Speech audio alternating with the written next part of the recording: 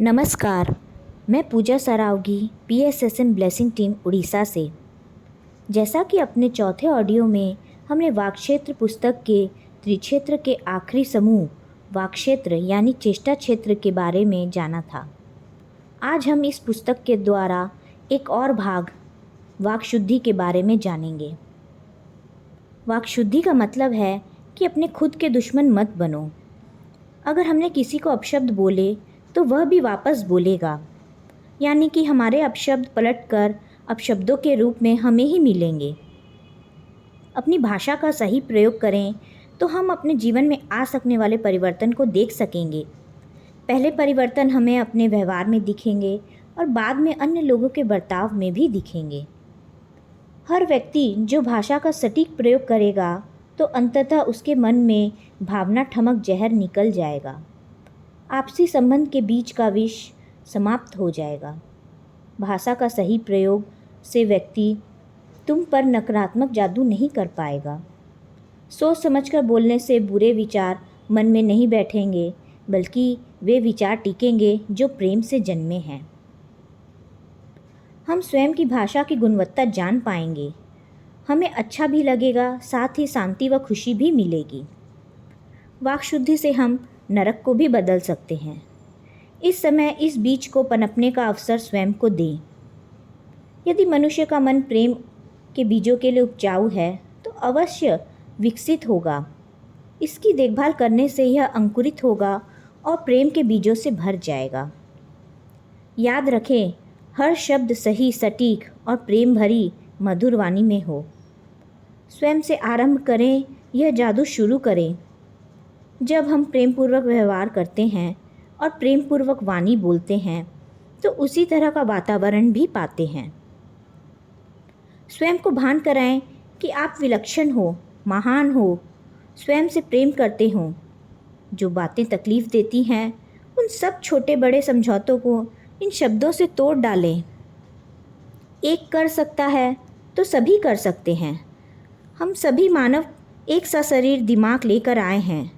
यह इस पर निर्भर करता है कि हम नरक की ज़िंदगी जी रहे लोगों के बीच रहकर भी स्वर्ग की ज़िंदगी जीने की चाह कितनी है, केवल शब्दों का सही प्रयोग करके ही। यदि आप केवल नकारात्मक बातें ही करते रहते हैं और सिर्फ अप्रिय चीज़ों के बारे में ही बोलते हैं तो आप वास्तव में खुद को तोते की तरह कैद कर रहे हैं। एक अप्रिय बात कहना और मानो उस पिंजरे में एक और छड़ लगाना, अपने ही हाथों मनुष्य अपने हितों पर ताला लगा देता है। जिन महान व्यक्तियों का जीवन बेहतरीन होता है वे अपने प्रिय चीज़ों के बारे में ही ज़्यादा बातें करते हैं। इस तरह वे जीवन में अच्छी चीज़ों को आमंत्रित करते हैं और उनका आह्वान करते हैं।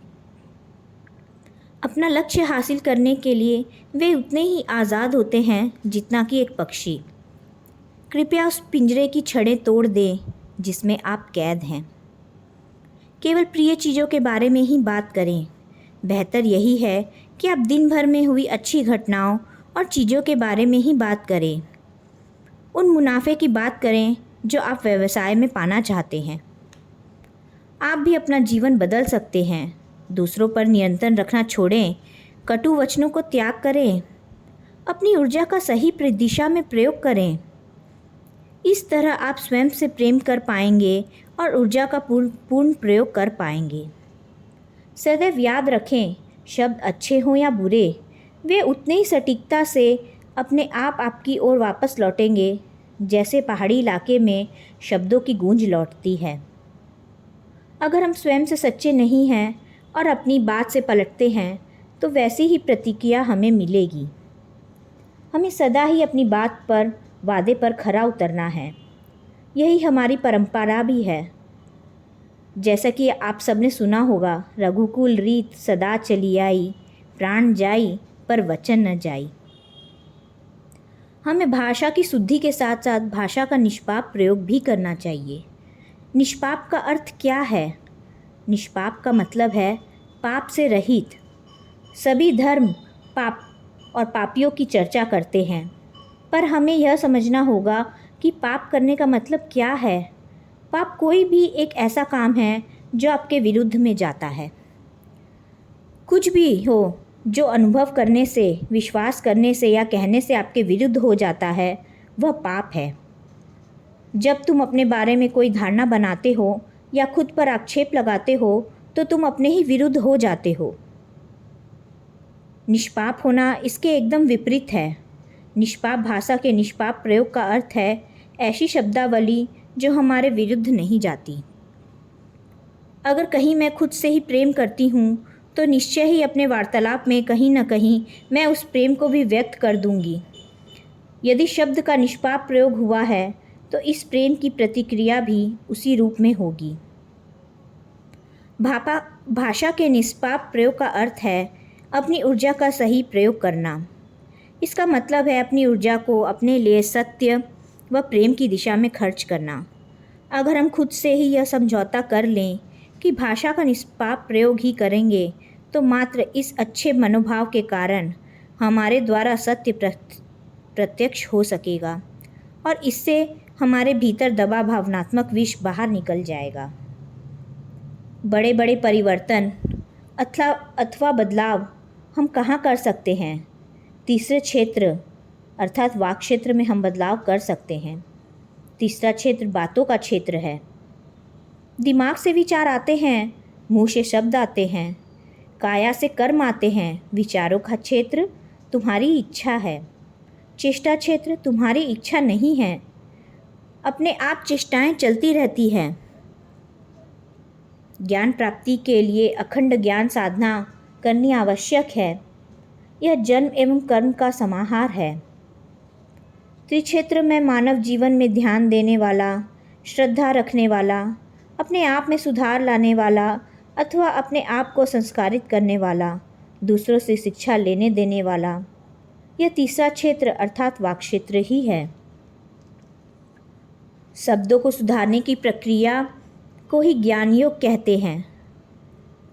हम जिस तरह संगीतज्ञ के पास जाकर संगीत सीखते हैं, उसी प्रकार मधुरभाषी जो अच्छी तरह बातें करते हैं उनके पास अच्छी तरह बातें करना सीखते हैं। सत्य वचन बोलने वालों के पास सत्य वचन सीखते हैं। हमारी बातें हमारे विचारों से नहीं आनी चाहिए।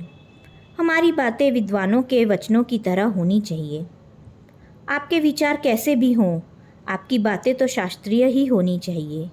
ऐसे वचन बुद्ध, श्री कृष्ण और जीसस से सीखने चाहिए। आपके विचारों से आपके वचन आते हैं तो इसका अर्थ है आप खाली हाथ दिखाकर मना कर रहे हैं। आपके विचार आपकी इच्छा है। आपके कार्य आपकी इच्छा अनुसार या अनिच्छा से नहीं होते। उनकी प्रकृति सहज है। अतः वाक या वचनों को संस्कारित करने की आवश्यकता है। उन्हें सुधारने की आवश्यकता है। हमसे संबंधित जीवन चलाने के लिए, अपने आप को सुधारने एवं संस्कारित करने के लिए केवल वाक क्षेत्र में ही यह सब परिवर्तन संभव है। वाक क्षेत्र में समग्र और संपूर्ण विश्व रूप है। धन्यवाद।